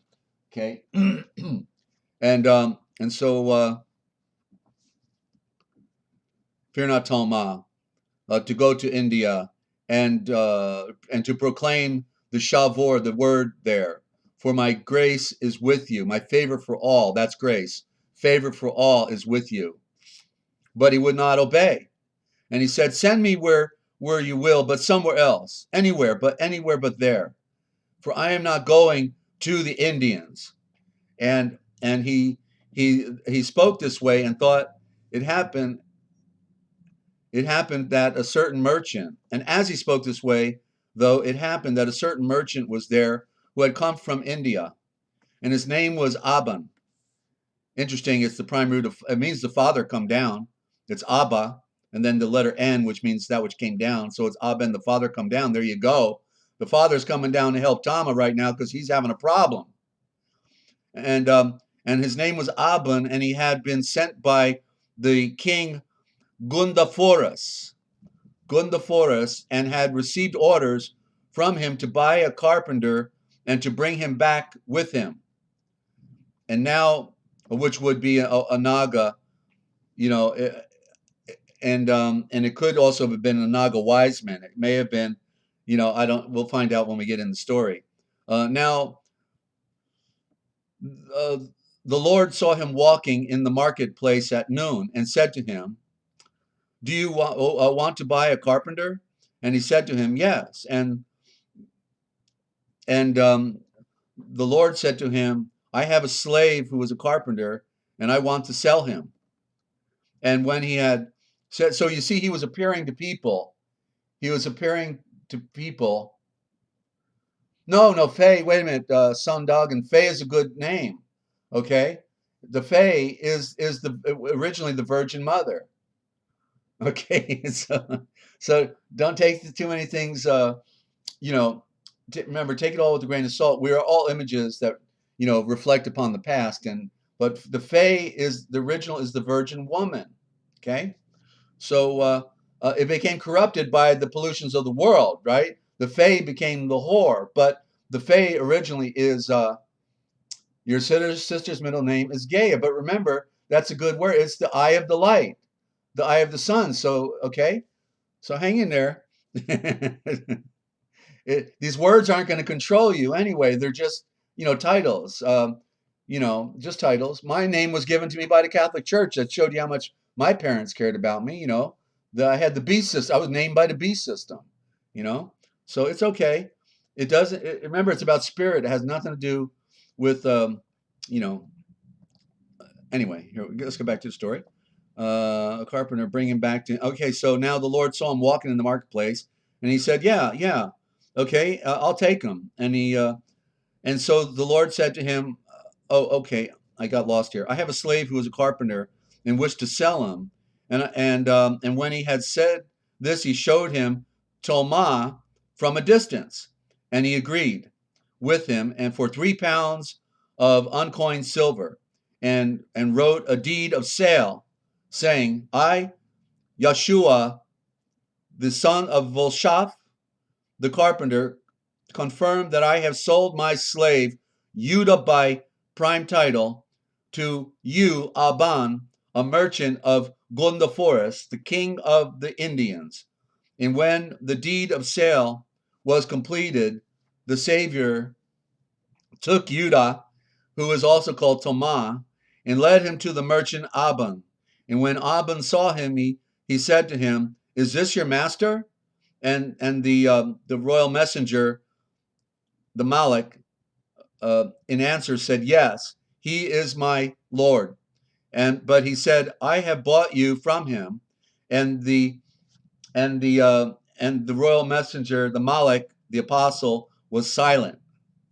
And on the following morning, the Malik, the apostle, prayed and besought his healer and breathed, I go where you wish, my healer, Yeshua. Your will be done. So you see, Yeshua just had to put him on the train, okay, and then he was obedient. But his flesh was struggling with him, and he thought he was immediately going to be persecuted, going to India of all places, right? And I go where you will, and he went off with Aban the merchant, carrying with him nothing at all save only his bill of sale. For the healer had given him. Okay, let's find out if we got a caller here or what we got here.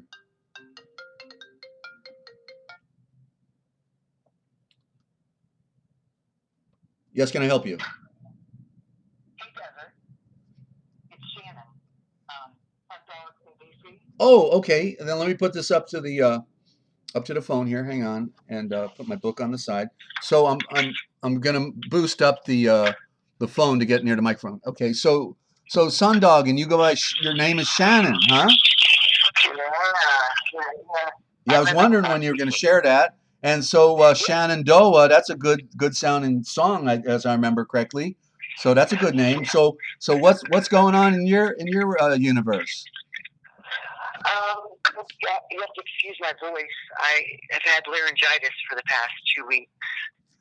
Okay, your audio just got better. Just speak up, and but don't get too close to the mic, because that sometimes overmodulates. But just speak up and stay a safe distance from the mic. Please continue.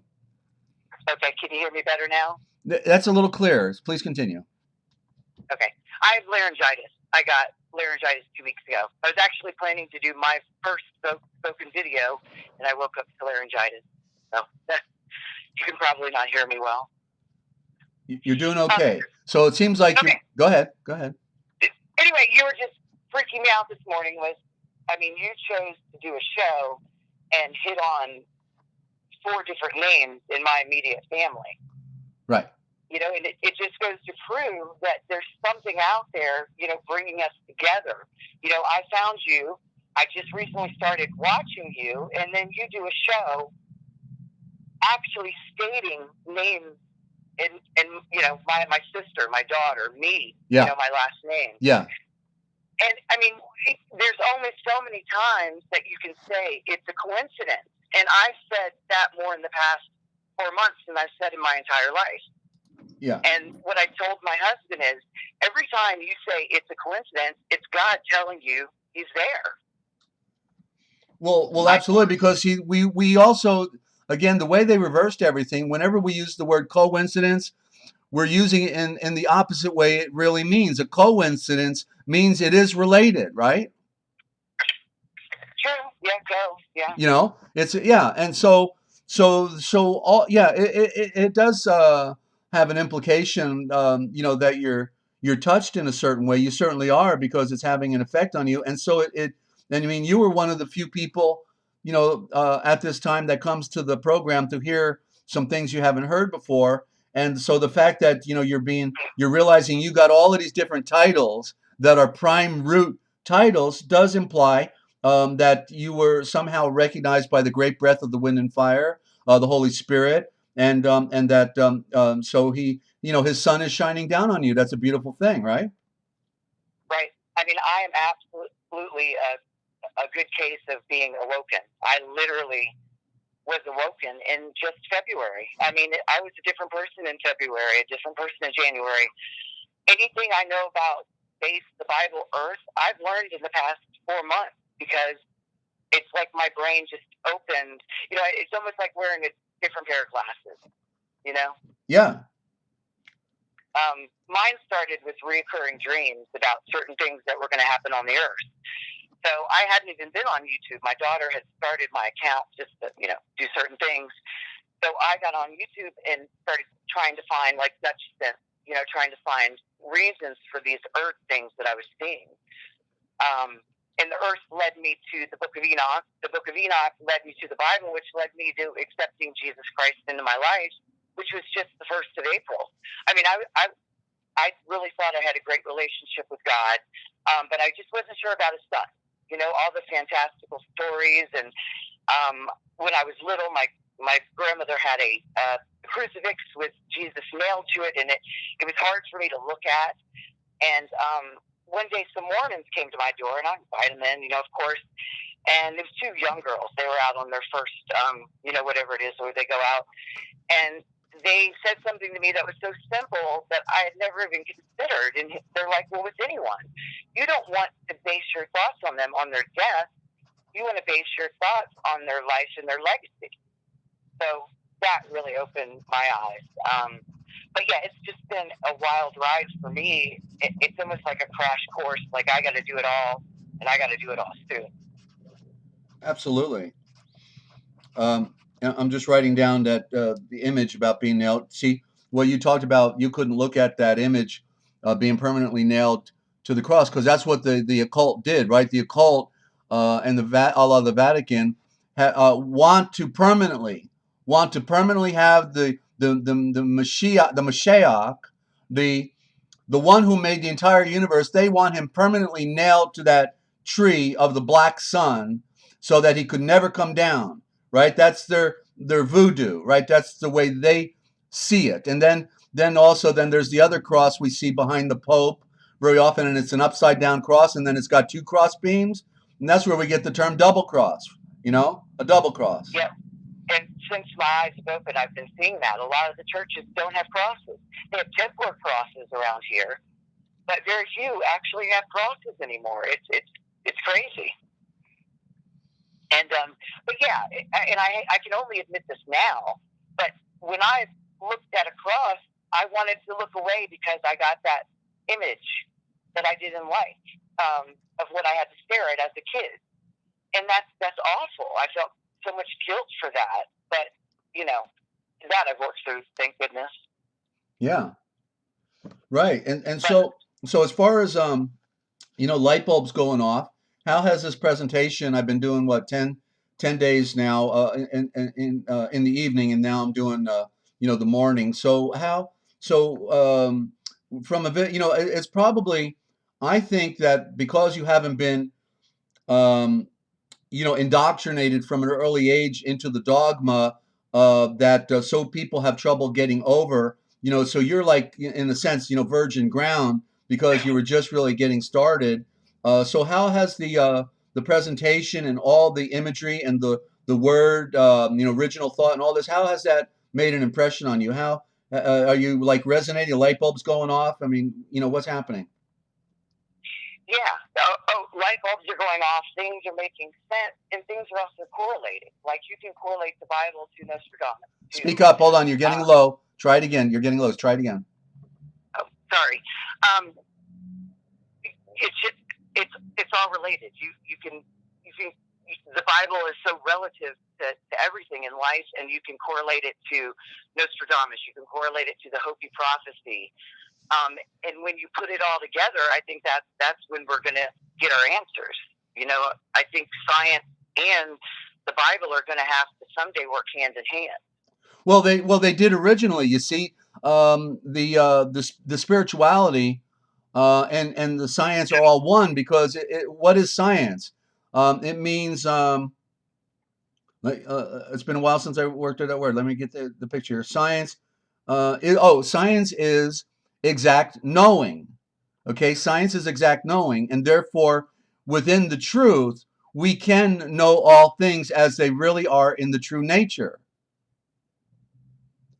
Science. What they did is they separated everything. Okay, you're over here. You're geology. You're horticulture. They split up all the departments and compartmentalize them so they don't compare notes, so they don't ever get the bigger picture. You see, that's the way they did it. They divided. It was all one. Our spirituality is the science, right? And let's link that to the Bible. They did the same thing with religion. Yeah. Yeah, they put them out in left field, and so we had the humanistic flavor, and then we had the spiritual flavor, and it seems that the humanistic flavor and the spiritual conflicted, and there's no confliction once one knows the truth. Right. But I've honestly just started tuning into you just the past couple of days, and I'm listening while I'm working and sometimes taking a shower, and I'm catching and following certain things.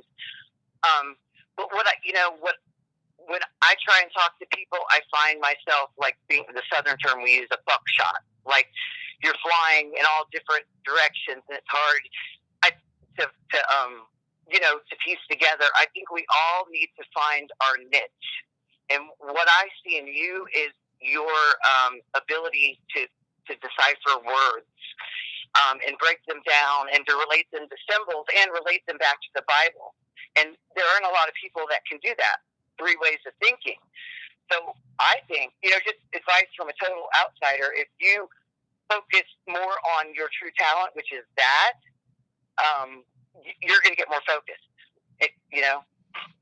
Right. Well, once I'm producing the dictionary again, I'm in a fix with not being able to transfer my data, waiting for a tech, and so I'm waiting on a friend who's really good, but I don't have any money to hire anybody. Therefore, it's all about hanging in there. So I just realized I'm not going to wait anymore, and I just started doing the broadcast. And I've been waiting since February, actually. So I just decided I'm doing the broadcast without any of my all my files and all of my graphics, all of my audios, all of everything. And it's okay because I realized that my struggle is to overcome my limitations and to just get going. So that's where I was going. Right. That might be a good thing. Then you're an open book, just like me.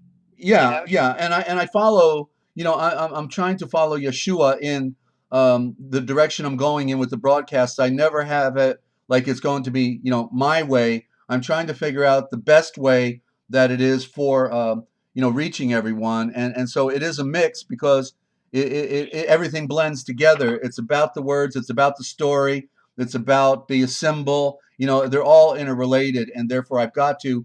That's why I bring several different segments, because I want to cover ground. Just like when I read books, I always read 12 books at a time. I couldn't just read one book. I'm into 12 different books, and each of them are on a different relative topic, because everything is relative. You can't separate the world. You can't separate things in relationship to how things came to be. Everything is part of the story. So so yeah, it's been a long journey, and that's why just really right now am I able to produce what would be the most important work of my life, because at the end we get the most complete picture, and so it's taken a long time to get it here. Yeah, and I think that's what's tough about what you and others are doing. You're putting so many pieces together and trying to present a show, a video, just to help people explain all the knowledge that you have in your head, and it's got to be almost impossible. Well, yeah, it feels it when my voice going out all the time, but I've been doing it all my life, and I used to give out when I'd find somebody that seemed to have an interest in truth. I'd go home. I'd buy a couple of the books that I love, like the Book of Jasher, the Book of Josephus or Philo, and I'd get a highlighter and I'd underline and highlight a bunch of stuff in there that is relevant, to the bigger picture. And I'd give somebody I met at work, like at the truck terminal, when I drove for Consolidated Freightways, I give them 6 or 8 books. Hey, take these books, man, and check them out. So we didn't have the computer. I didn't have a radio broadcast, but I would give away books, hoping that they would see the underlined, highlighted part, and then maybe get back with me. So I've been doing that all my life, and so Yeshua realized, the best way to get me to get the message out would be to get with a broadcast. It started as a political activist, but my spirituality always went with me, and then I realized that the political scene and it was a charade, and that the world is dead and run by a bunch of psychopaths. That's when it all came full circle, and realized that the broadcast is for Yeshua's truth, and forget all that nonsense, because that's all it is. It's a diversion, Right. I wanted to ask you about something. I missed the end of your broadcast when you were discussing words, and I think you were talking about Gad Riel. Have you done any research into the terms Gad versus God and Lord versus Lord? Well, to say specifically in the way you're putting it, not necessarily. I mean, I feel like I've left no stone unturned in comparing words, but you can elaborate. But it's Gav, G-A-V, Gavrael, Gav. It's the root form of the word give, Gav. But if you want to elaborate, go ahead on what you're trying to say. That's why I was asking you. I just learned about the subject a couple weeks ago, and I never really looked into it. But it was just saying that occultic forces are wanting us to say God when we're actually saying Gad for Gad Rael, the demon. And same with Lord, with Lard, which was short for another demon. I'm sorry, I can't remember the name. Which kind of rocks your belief when that's who you've been praying to all your life. And I was just wondering if you had done any research into that at all. No, but my life is the research, and so what I can explain about that is they're always creating an opposite reflection for a duality. Right. You see, so they have no power, and they have no true sovereignty, and therefore all the things they create are illusions, and therefore they're counterfeits to what is real. Therefore, it has no effect on me. I want the true meanings. So I see, even as we're talking, I'm seeing the deeper meaning of the word Gav for the first time. I'm seeing it now more finitely, and because the G is the symbol of the sun, and then remember the AV come together to create the 6-pointed star, which is the star of creation in the sun. And so what Gav means is to give the light. That's what I was implying with Gavriel. And so Rael in the short form. Well, there's this story about the Jesuits in the movie Superman. and they got him walking down a rail because it sounds like rail is rail, and there is a relative sense of that because a rail is straight, right? And then you got to and so this guy was walking down in the rail subway, and he's walking the rail, and he's got to walk it straight, because you'll fall off, right? So you got to be careful. But it's interesting that the word rail backwards is liar. You see? So he's got to walk that rail carefully because he's also a liar. Right, that's crazy. Yeah, the occult, So. Right, like I'd heard of, people noting that alien is a lion, basically. Right, and if you know the rule of the L and the R, if you that they are sisters, they're both secret vowels, and if you take the L out of alien and put in the R, you get Aryan. Oh wow! And that's my claim that the ancient Brahmin priesthood who made the temples in India, and the Vimanas are right there on top. Those donuts on top of those temples are the ancient Vimanas. Nobody gets it.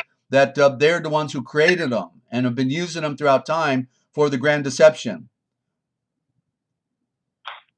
Yeah, it's definitely, the more you look into words and duality, the scarier it gets, for sure. Yeah. Well, the beauty is we're going into the light, and that's where the sovereignty is. That's where the protection is. The covenant relationship. So all we have to do is keep looking up and keep moving forward in our enlightenment, the Leah, which is difficult to be in this world, but ultimately it leads us to Rachel, which is the great breath of the wind and fire, the Holy Spirit, and the fulfillment and the paradise that begins here. It starts here, not when we leave here. We find it here and now while we are active. We have to be active. Yeah, I totally agree. It was weird because that is why I named my daughter Lia, because in Hebrew that means enlightenment. Oh, okay. Okay, very good. So you're kidding me. So you just confirmed what I was saying just when I was reading it, free flow, right? Yeah, you were reading, free flow. Anyway, then you were talking about La and Lee names, which is my last name. And then you got into Faye, which is my middle name. And then you started talking about Gay, which is my sister's middle name. This was all this morning. Yeah, that's an interesting group of family names. Pretty powerful. So I just thought it deserved a call, Yeah. Well, Shannon, that was great. Anything else before I get back to the story, because I don't want to hold people up. No, and I don't want to divert you. I'll keep listening, and I enjoy your program. Okay. Hey, thank you for calling. You're welcome to call anytime, on the side, to try to answer a question or two. But also, you're welcome to call back anytime on our broadcast, Shannon. Great to have you, and thank you for, for touching base, okay? All right. Take care. Bye-bye. Bye-bye. Okay, that was fantastic. Shannon out there in Virginia. And so back to the story now, ladies and gentlemen. And we're almost done here. Let's see. What time is it? We've been doing this for 1:33. Okay. Well, I'll do some more because we got some friends hanging in here. And so where did I leave off here? Okay. So then Aban saw him and said to him, "Is he your master?" And he said, "He never said. Never said." And the Malek. I'll use apostle because I know it'll be hard for you to follow. I'll use their words here just to make it simple. And the apostle, in answer, said, "Yes, he is my Lord." But he said, "I have brought you from him. I have bought you from him." And the apostle was silent. On the following morning, the apostle prayed and besought the healer and said to him, "I go where you will, my healer, Yeshua, and let your will be done." And he went to Aban the merchant, and carrying him with him nothing at all, save only his bill of sale. And for his healer had given it to him, saying, "Let your price also be with you, with my grace, my favor for all, whithersoever you go." But the apostle found Aban carrying his baggage aboard the ship, and he began to carry with him. And when they had embarked on the ship and sat down, Aban questioned the apostle, saying, "What manner of trade do you know?" And he said, "In wood I can make plows and yokes and balances and goads and ships and oars for ships and masts and pulleys, and in stone pillars and temples and royal palaces." And Aban the merchant said to him, "It is good, for such a craftsman we are in need of." So they began their voyage and had a favorable wind and sailed prosperously until they arrived at Andropolis and the royal city. And leaving the ship, they went into the city, and it is true throughout all time. Sounds of flutes and water organs and trumpets echoed around and about them. And the apostle inquired, saying, "What is the feast which is being celebrated in this city?" And the people there said to him, "Thee to have the gods brought to keep the festival in the city. For the king has an only daughter, and now he has given her to a man in marriage. So it is for the wedding, this rejoicing and this assembly for the feast today, which you have seen. And the king has sent out heralds to proclaim everywhere that all should come to the wedding, rich and poor, bond and free, strangers and citizen." And that's rather interesting symbolism right there, right? It sounds like Yeshua almost, right? And but if any man refuse and come not to the marriage, he will be accountable to the king. When Aban heard it, he said to the apostle, "Let us also go, then that we may not give offense to the king, especially since we are strangers." And he said, "Let us go." And after taking quarters at the inn and resting a little, they went to the wedding. And the apostle, seeing them all reclining, himself lay down in the center. And they all looked at him as at a stranger, in one come from a foreign land. But Aban, the merchant, as being the master, lay down in another place. But while they dined and drank, the apostle tasted nothing. So those who were around him said, "Why did you come here, neither eating nor drinking?" But he answered and said to them, "For something greater than food or drink I am come here, for the king's rest, and that I may accomplish the king's will. For the herald proclaims the king's commands, and whoever does not listen to the heralds will be liable to the king's judgment." And when they had dined and drank, and crowns and scented oils were brought, each one took of the oil, and one anointed his face, another his chin, his beard, another again other parts of his body. But the apostle anointed the crown of his head and smeared a little bit upon his nose. It says nostrils, upon his nostrils, but I assume it means on his nose. Dropped some also into his ears, and touched his teeth with it, and carefully anointed the parts around his heart. And the crown that was brought to him, woven of myrtle and other flowers, he took and set upon his head.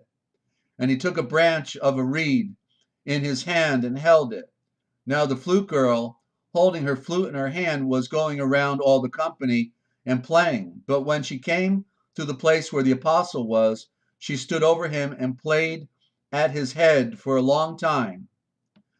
Now that flute girl was by race a Hebrew. While the apostle was looking at the ground, one of the cupbearers stretched out his hand and slapped him.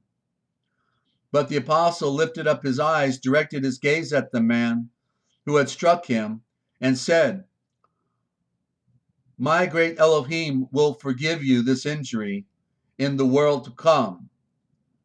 That comes. But in this world he will show forth his wonders, and I will even now see that hand that smote me dragged here by dogs.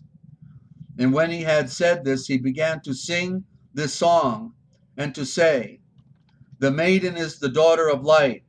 Upon her stands and rests the majestic effulgence of the kings, delightful in the sight of her, radiant with shining beauty. Her garments are like spring flowers.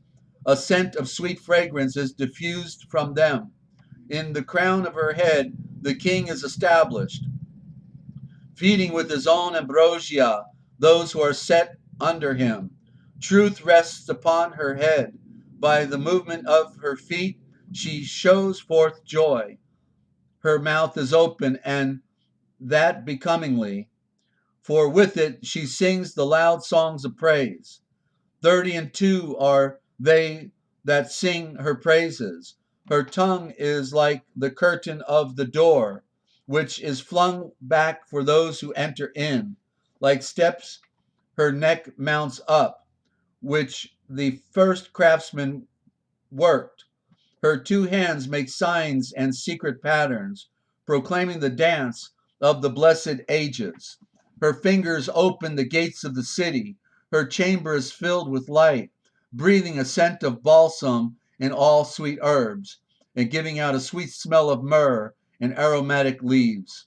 Within are strewn myrtle branches and all sweet manner of sweet-smelling flowers, and the portals are adorned with reeds. Her groomsmen keep her compassed, surrounded about, whose number is 11, whom she herself has chosen. And he's speaking metaphorical about the virgin, the Fae. That's what he's really talking about, not the flute girl. It's a duality. The people will get the picture that it's the one, but it's really the other, whom she herself has chosen, and her bridesmaids are 7, the bridesmaids 7 being the days of the week, who dance before her. 12 are they in number who serve before her and are subject to her. And that's the zodiac, not to mention the 12 legates, the apostles, and having their gaze and look towards the bridegroom, that by the sight, the bridegroom would be the sun, that by the sight of him they may be enlightened, and forever shall they be with them in the eternal enlightenment. And they will be at that marriage, for which the princes assemble together, and will linger over the feasting, of which the eternal ones are accounted worthy. You see, he's talking about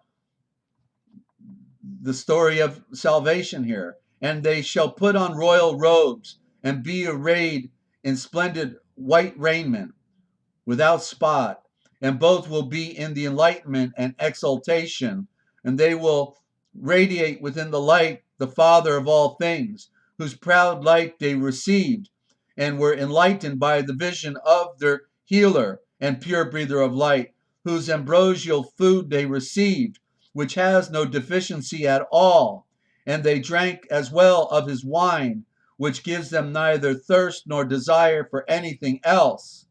And they lift up in the radiant light and stand with praise with the living Spirit, the great breath of the Father of truth and the Mother of wisdom.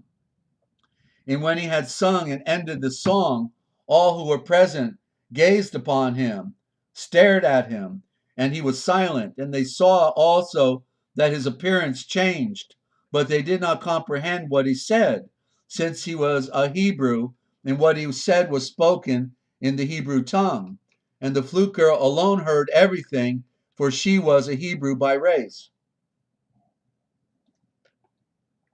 And moving away from him, she played to the others, but often looked back and gazed at him, for she loved him tremendously as the blood of the earth of her own race.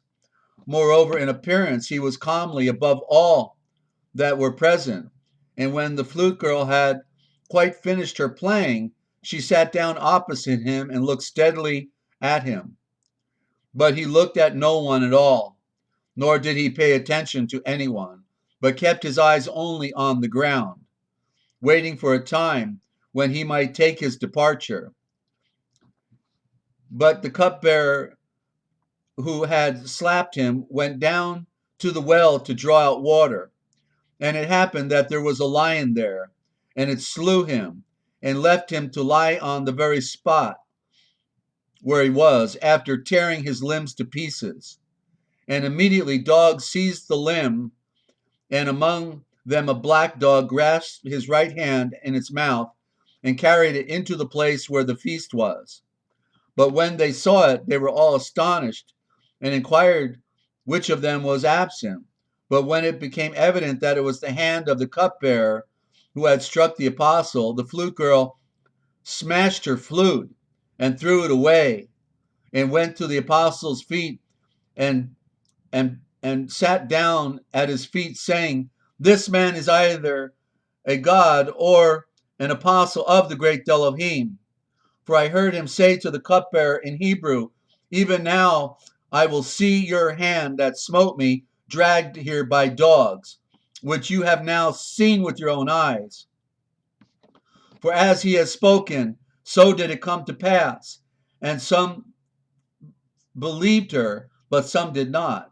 But when the king heard it, he came to the said apostle, "Rise up and come with me, and create light for my daughter, for she is my only child, and today I give her in marriage."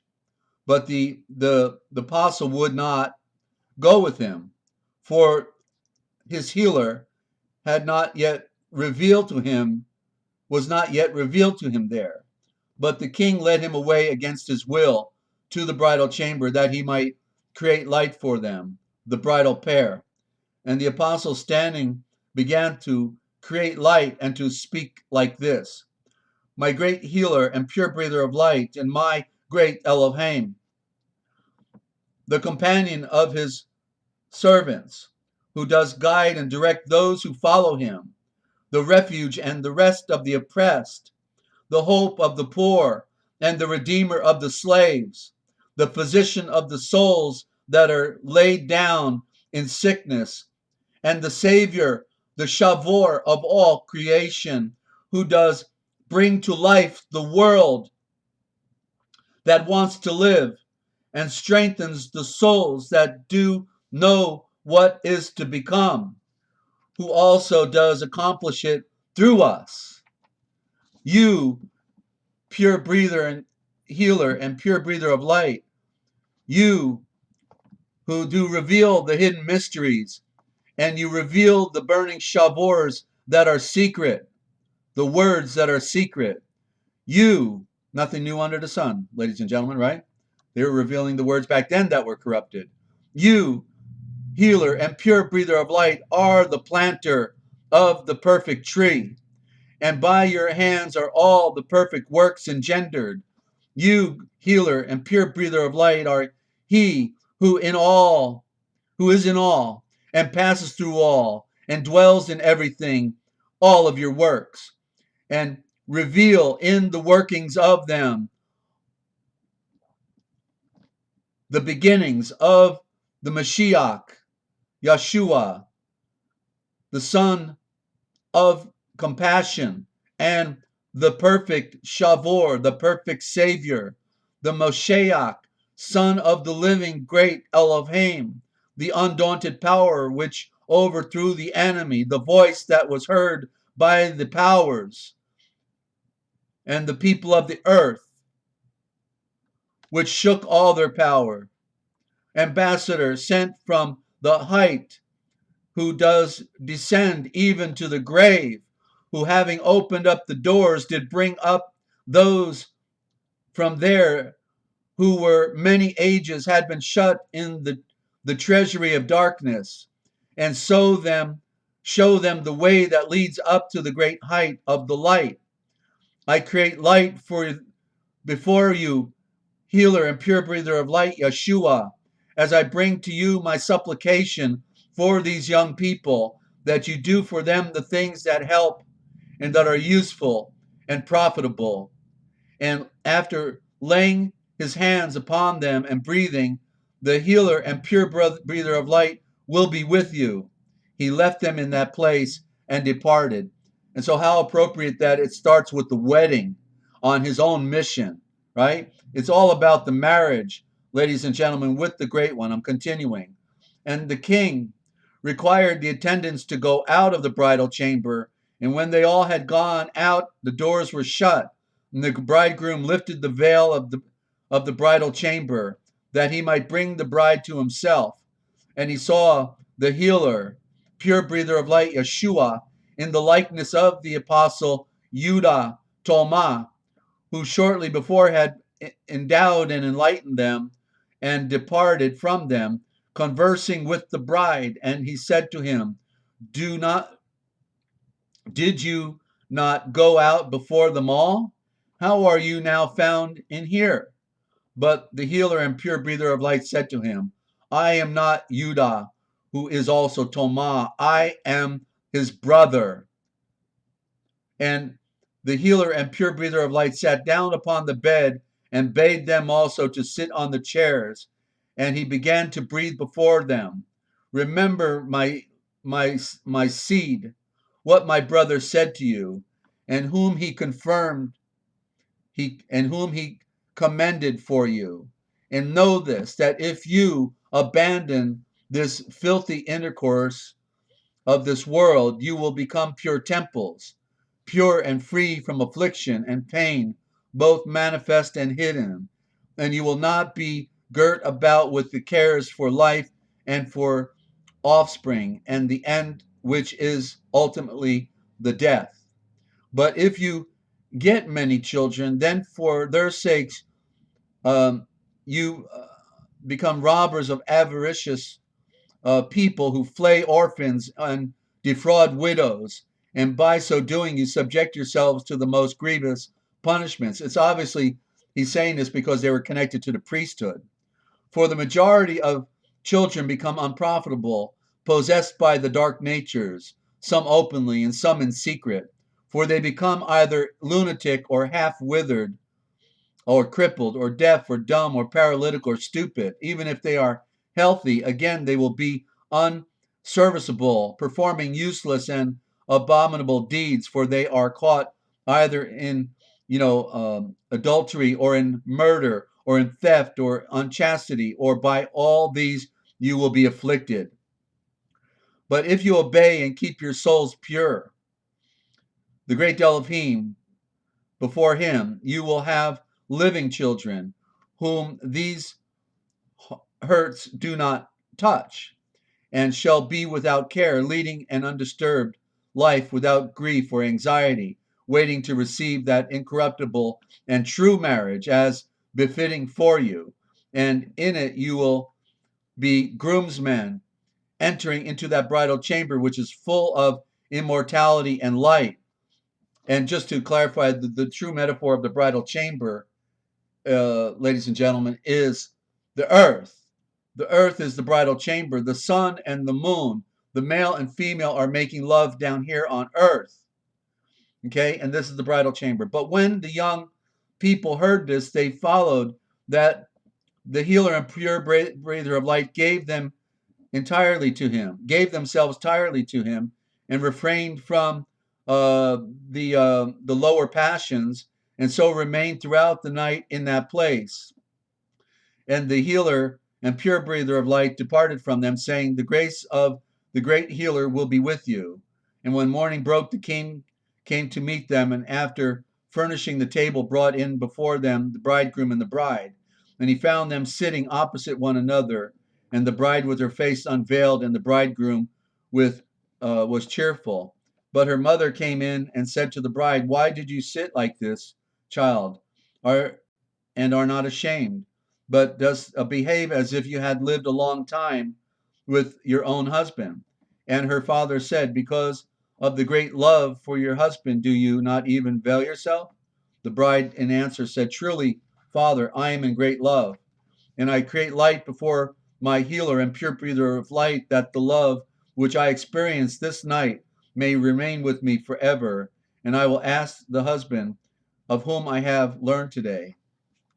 But that I do not veil myself is because the mirror of shame is taken from me, and I am no longer ashamed or abased, because the work of shame and and a baseness has been removed far from me, and that I am not alarmed is because alarm did not remain with me, and that I am in cheerfulness and enlightenment is because the day of enlightenment will not be disturbed, and that I have set as nothing this blood of the earth, and this marriage which passes away from before my eyes through time is because I am bound in another way in marriage, and that I have now had no intercourse with a short-lived husband, and the end of which is remorse and bitterness of soul, is because I am yoked with a true man. Now, the one thing I want to point out, because I feel like I'm reading this for the first time, I may not have read this far into the story, or it's been a long time ago, but it's purely symbolic. It's not, the story here is not implying that man, husband and wife cannot have intercourse, but you have to remember this is a primitive setting of a primitive culture that is very superstitious and that is purely, as you know, religious. That's what India is. It's the opium of religion there. And so there's, and also it may be a poor translation, but it's not to imply that husband and wife, do not have interrelation privately, but it is strictly something that is symbolic here. These are the very first, you have to realize, these are the very first two people in this story that are being introduced to Yeshua and the light of truth, and then they become lightning rods within their own land. So realize there's more to the story that is not seen. I see a little further to go, and then it's the second act of the apostle. So I'm going to stop it when I get there, and that's on the preceding page here, the following page. And when the bride was saying yet more than this, the bridegroom answered and said, I thank you, healer and pure breather of light, who through the stranger was proclaimed and found in us. You got to realize what they had, ladies and gentlemen, was a vision of the great Elohim. That's what's going on here, you see. They were like appointed, and they were probably primed. They were primed, just like Shannon when she called in a little bit ago, and she's been primed, to receive something that it's like she all the words we went all these words are in her family tree right at the top of the branches, and so continuing, and the stranger who proclaimed and found in us, who has removed from me the corruption, set him free, in other words, ladies and gentlemen, and sown in me life, the vivification, who did free me from this sickness, hard to heal and hard to cure, and abiding forever, and did implant within me sober health, who did show himself to me and reveal to me all my conditions in which I am in, and who did redeem me from this fall and lead me to the better and free me from things that are transitory, temporary, but counted me worthy of those things that are immortal and last forever, who did humble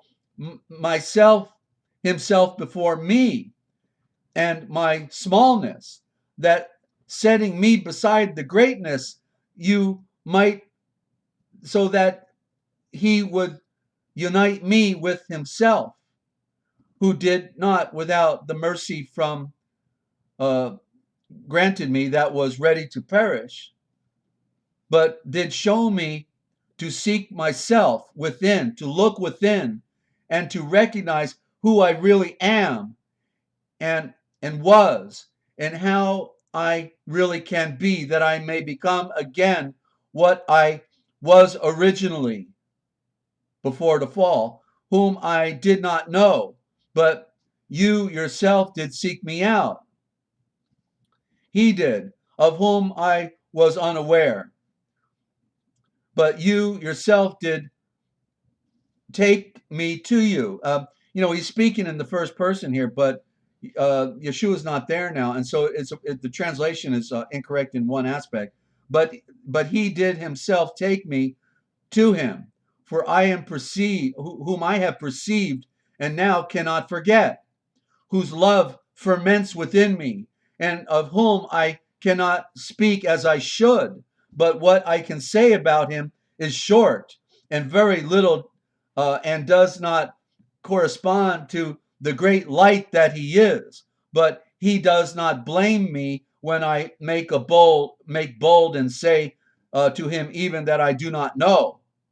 For it is for love of him that I say this. But when the king heard this from the bridegroom and the bride, he rent his clothes. And he said to those who stood near him, "Go out quickly and go through all the city and seize and bring that man back to me, the sorcerer, who by an evil chance is in this city. For I brought him to my own with my own hands into my house, and told him to pray over my most unfortunate daughter, and who soever finds me." And I guess what happened is, the daughter had something. There may be more to the story that we're not getting in the translation here. "And whoever finds and brings him to me, to him I will give all that he may ask of me." So they departed and went about in search of him, but did not find him, for he had set sail. And they went also into the inn where he had lodged, and there they found the flute girl weeping and distressed because he had not taken her with him. But when they told her what had happened in the case of the young people, she was very glad when she heard it. And setting aside her grief, she said, "Now I have to find rest here as well." And rising up, she went to them and stayed with them a long time until they had taught the king as well. And many of the brothers also gathered there until they heard a report about the apostle, that he had landed in the cities of India and was teaching there. And they went off and joined themselves with him. And then what comes up next is the second act of the apostle concerning the coming to the king Gondophoros. Okay, so I'll probably save that till next weekend because I do want to get back into the history of the church with Eusebius starting tomorrow, and then which I follow up with the original gospel of Jesus the Christ. But I just wanted to go into another lost writing, ladies and gentlemen, to share with you, and I hope that you found it rather an interesting story to hear something you've never heard before. What did it talk about? It talked about all the essence of what we embrace, but in another way. And so to hear more of these profound stories, it just brings deeper the foundation, that we need to be standing upon, to know that we know that we know. And these are the things they stole from us. Why did they steal them from us? Why did they get hidden away in the bottom of the Vatican, or the library in Austria, or in Turkey in the Library of Sophia, or buried in a monk's grave, or in a clay jar in the side of a mountain, in Upper Mitzrayim, Egypt, or in the Dead Sea Scrolls. It's what's going on. These are sacred writings that were supposed to be preserved. And then apparently it's only the Jews who have no regard for the Bible that want to boast that their scriptures are all so accurate and perfect, and they dot every I and cross every T, and and yet they have no interest in the truth because they follow the Babylonian Talmud. Pretenders, all of them, and so that's the great enigma. We have to be set free. We have to see and read it for ourselves, and that's what behold means. They even took away that meaning. Behold, you must see and read it for yourself, ladies and gentlemen. So I hope you got the picture here today, and that it has had some positive effect on you. To hear these things that have been stolen from us, to begin to make the further connections, and to connect most especially with the one who is, the one who always has been, Yahweh, the great, Elohim, okay, one with the Father, and the great light. So with that, I'm grateful for Shannon's call today. It was nice to hear from another one of our friends, and those who are listening intently to this broadcast.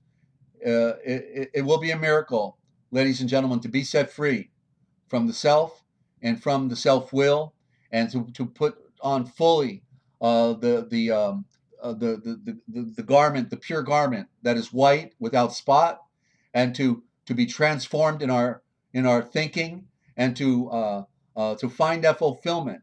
It is a work, it is a walk, and we have to be awake. We have to see clearly. We have to know that we know that we know, and it's a constant unfolding and revelation. Okay, so thank you for being here today. You folks are my inspiration. Okay, you give me the drive to want to continue. To think that there are actually people that can follow this. Okay, I'm following. Okay, I'm not a leader. I'm a follower. I'm following what I'm sharing with you, and it's exciting to know that other people are getting the picture because everybody's under the spell. They can't read. They can't see. And hey, Ninja Cat, thank you. And yes, yes, thank you so much. Okay. So with that, hallelujah and amen, ladies and gentlemen. I hope everyone has a safe, Interdependence Day. I know if you're I think Ninja Cat's over there across the big water, but for most of you here in America, the Interdependence Day, the July. Okay. Be safe. Realize that you may not want to go in crowded areas because on these special holidays when people are gathered together, we know that many false flags occur, and therefore consider whether you want to go in too many arenas and public places. And thank you, Lynn. Thank you so much. Okay. And so just remember, friends, if you want to know the future, you got to know the forbidden history. It's what they didn't want you to know that we tell right here. I'm your host, Desert Owl. Thank you for tuning in. Don't forget, we'll be back at it 8 p.m. Eastern Time tonight with another saga of the forbidden history. We'll see you. Be safe.